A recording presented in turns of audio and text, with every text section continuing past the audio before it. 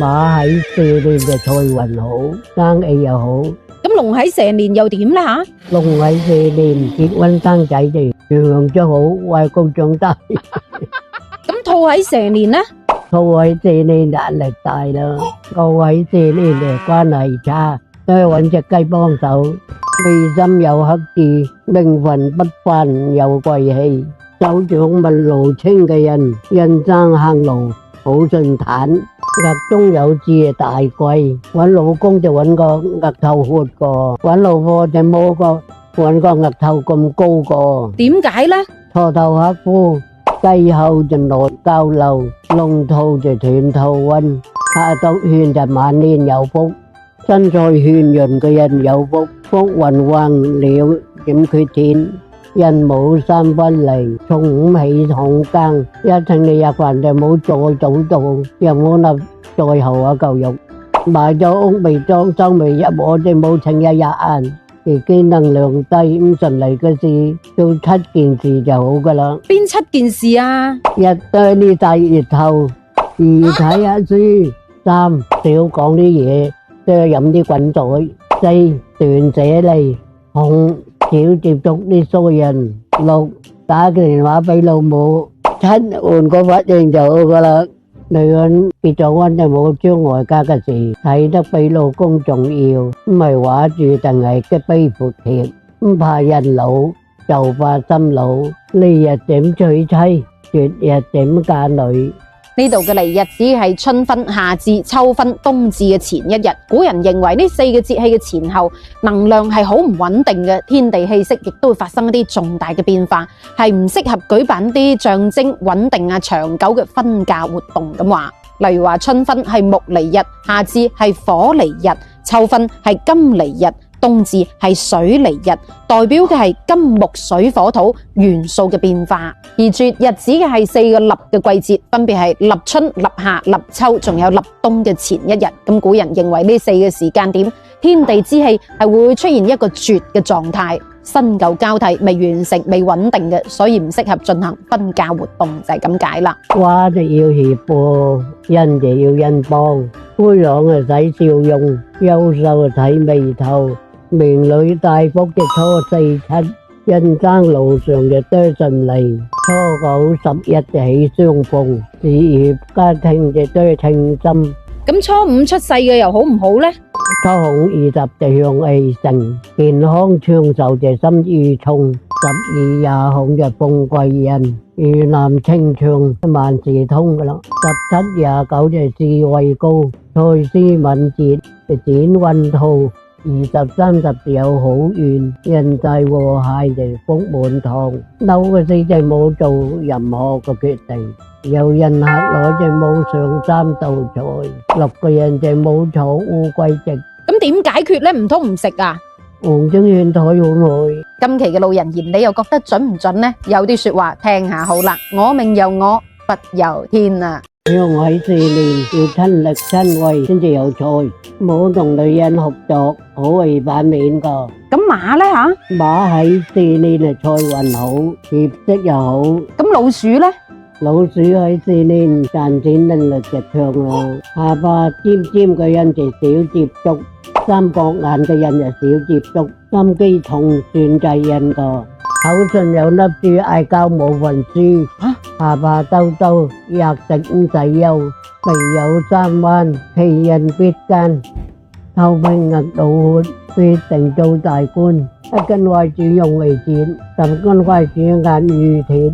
平時肯幫人，急事有人幫。3分扮相，7分就眼神啊！一等而靠，3落空；一爽而幹，3成功。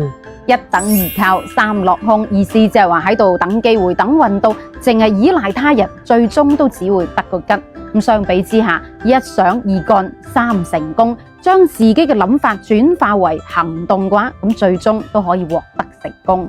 東北有3寶，人參、貂皮、烏拉草。廣東有3寶，邊3寶呢？陳皮、老薑和甘草。家有3件寶，臭妻薄鐵、爛棉褸。事關古人認為臭妻唔會惹禍，好安全。收田嘅話就冇人耕啦。咁爛嘅棉褸可以頂冷咁話。冇用斷個梳梳頭，斷搬家窮3年，陳搬家窮3天。細蚊仔唔好搞我，用嚟賴尿個。大門口就冇對住香台，破壞唔做菜啊！一旦腳踏紅祭田，錢財紛紛至。咁點掛呢？紅祭掛大門，鎮宅的車油招財，繫喺身上嘅利偏財，繫喺坊間嘅保平安，放喺銀包計條腰嘅擋小人，放喺左面櫃桶嘅增加收入。大門出邊衝馬路、衝停車場，仲有住宅大門衝電梯，或者係大門出邊向上向下嘅樓梯，都叫做開口煞。咁最好就喺門邊掛五帝錢，可以化煞啦。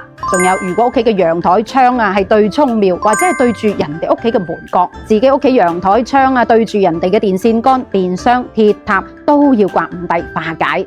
古人咁做，無非都係想圖個心安理得，希望喺新嘅一年可以開個好頭，好運連連，一順百順啦。嘴角有字就聚財，額頭有字就大貴，心口有字就繁桃花，肚臍有字就風流人，手臂有字就tiền利財，兩腳有字就做內服，腳底有字就主富貴。咁我腳面有字呢？腳面有字就真好命咯，頸後有字就有靠山，指屈有字就掌大權，野花綻放，家敗人亡。呢度講嘅野花係指第三者啊。女仔皮膚白，用嚟嫁貴婦，窮算命，富燒香，顛顛倒倒聞陰陽，好妻不宜輕觸，後娘不宜親觸，門前正對時，小人來擋煞。家業年年來，此屋就必發財啦。陽台多雜物，氣場暢通。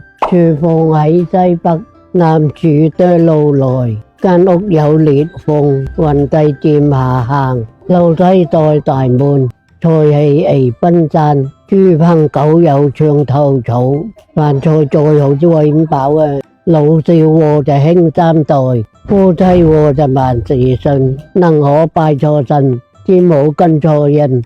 男人媽寶男，女人就處境難，屋企橫梁壓頭頂，壓力就傷內伴。再有錢都冇得親戚面前債命，借與怨後就成雞牛，相馬不行再為良，揾對象就要門當戶對噶。天生冇用嘅人，地生冇命嘅草，百人勁就話個心靜，馬行無力嘅皆因受，人風流只為分，好男娶虎似梅，好女嫁漏光菜。呢度講嘅虎似梅係用嚟形容嗰啲生得艷麗、外貌出眾，但係脾氣好大、唔容易接近、性格好強勢嘅女人。咁流光錘指嘅係表面光滑，但係唔實用嘅錘，咁通常係用嚟形容嗰啲不務正業、無所事事嘅男子。咁今期嘅老人言，你覺得有冇道理呢？到最後祝大家家肥屋潤，萬事大吉。